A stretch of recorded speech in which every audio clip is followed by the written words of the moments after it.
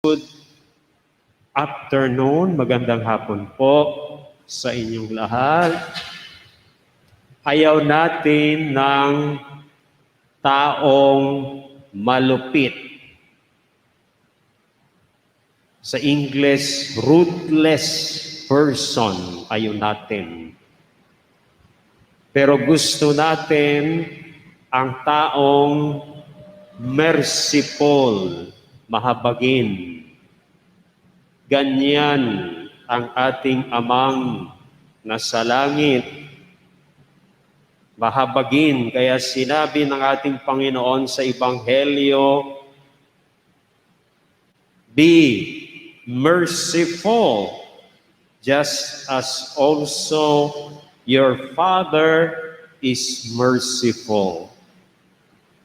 Maging mahabagin kayo, gaya ng ating amang mahabagin.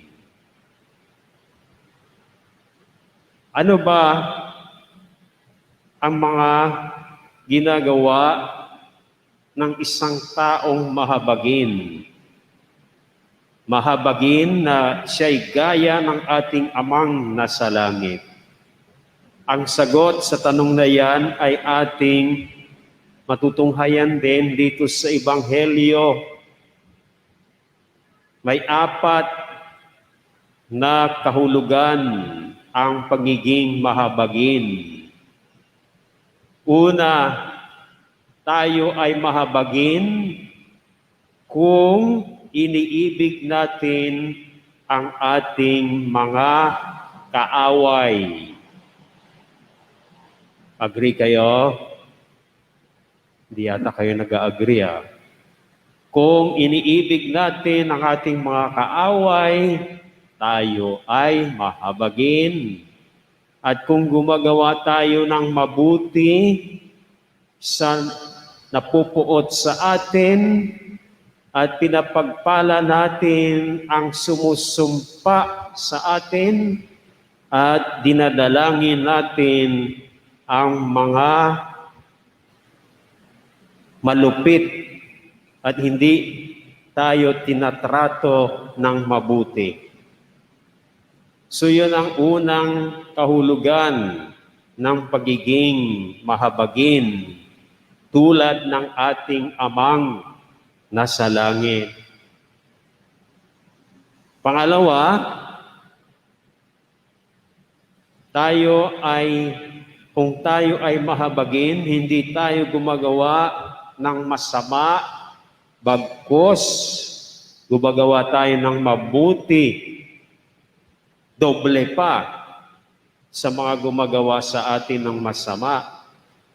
Ito yung sinasabi ng ating Panginoon sa Ebanghelyo, to the person who strikes you on one cheek, offer the other as well. Kapag sinampal ka sa isang pisngi, ibigay mo ang kabila. Pero yan ay isang figurative language lamang yan, na nais lamang sinasabi ng ating Panginoon na huwag tayong gumawa ng masama sa gumagawa sa atin ng masama, bagkus ang ating gawin ay mabuti. At yun din ang isa pang example na ibinigay sa atin ng Panginoon. From the person who takes your cloak, do not withhold even your tunic. So kung kinuha ng isang tao ang iyong balabal, ibigay mo pati yung baro mo. So yan ang ikalawang kahulugan ng pagiging mahabagin. At yung pangatlo, tayo ay mahabagin kung tayo ay nagbibigay sa mga humihingi sa atin. At kung may mga kumuha ng ating ari-arian, ay hindi na po tayo nagdidiman na ibabalik pa ito sa atin. At pang-apat, tayo ay mahabagin kung hindi tayo humahatol sa iba, hindi nagkokondina, bagkus tayo ay nagpapatawad. Ang dami ng ibig sabihin ng pagiging mahabagin. Sana maalaala po ninyo at gagawin ang 4 na kahulugan na ito ng pagiging mahabagin at tayo ay magiging katulad ng ating Amang nasa langit na mahabagin.